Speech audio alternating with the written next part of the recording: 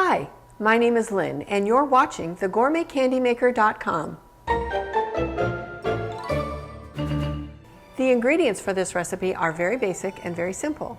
You have 1 cup of raw Spanish peanuts, 1 cup of granulated sugar, 1/2 cup of light corn syrup, vanilla, a little bit of butter, and baking soda is a key ingredient. It needs to be fresh.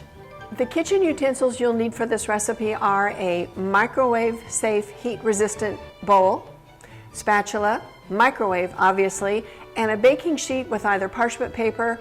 The sheet can be greased and used by itself, or you can use a silicone pad, which works very, very well. Initially, we're going to add our 1 cup of granulated sugar. We're going to add our 1/2 cup of light corn syrup.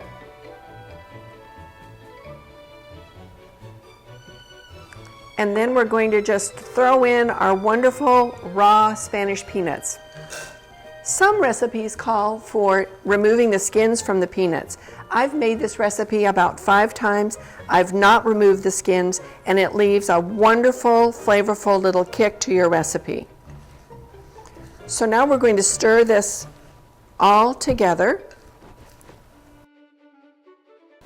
and we'll put it in the microwave for 4 minutes.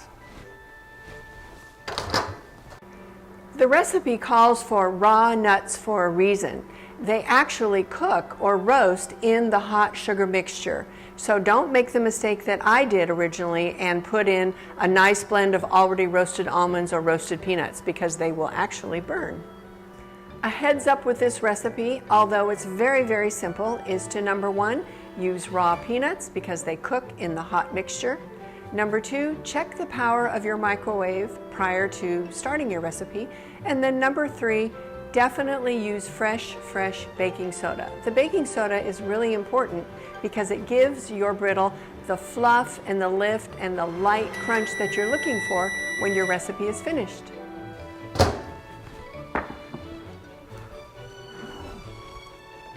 What I'm looking for in my initial stir is that all the sugar has melted, and this has not. I can see a lot at the bottom.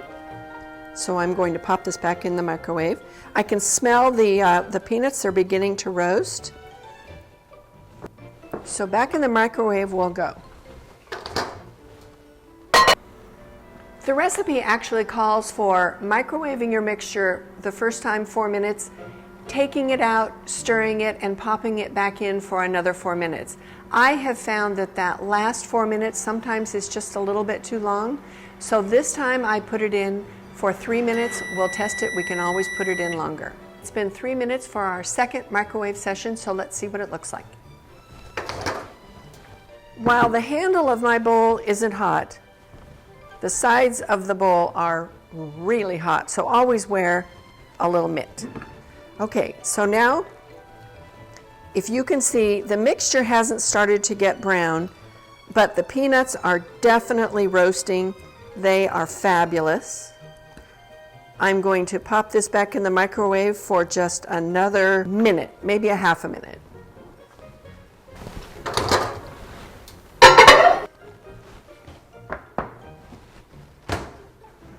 So our batch is a delicious golden brown. To this now I'm going to add my butter, 1 tablespoon, and my vanilla, 1 yummy teaspoon. Oh boy, I don't know whether you can hear it, but it's so delicious. I'm going to stir all this together, make sure the butter melts nicely. Now the recipe calls for 2 more minutes. I don't think it's going to take 2 minutes. So we'll try this. We'll put it back in the microwave for 1 minute. So this is another recipe heads up. The last 2 minutes of the recipe is where your brittle can burn. So I would suggest doing it 1 minute, checking it, and if you need to, do a 2nd minute, but I don't think you'll have to. Wonderful, fluffy, hot. There you go. So now the last little ingredient we're going to add is the baking soda.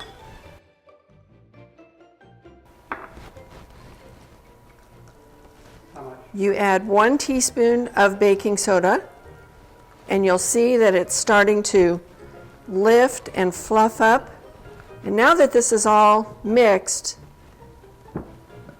I want to quickly spread it out on my cookie sheet, baking sheet. And the quicker you can do this, the better, because it starts setting up right away.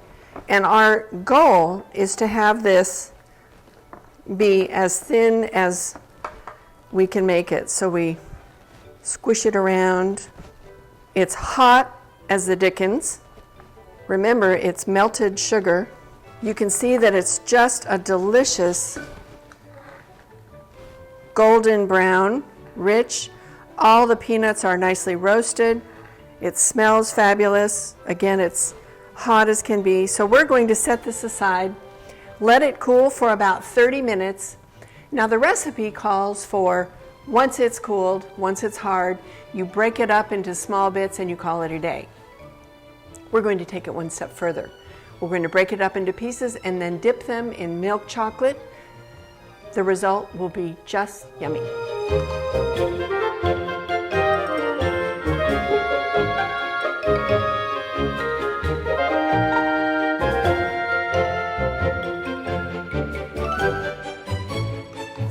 So until next time, this is Lynn, your gourmet candy maker, reminding you to call your mom, hug your kids, and always share your candy bar.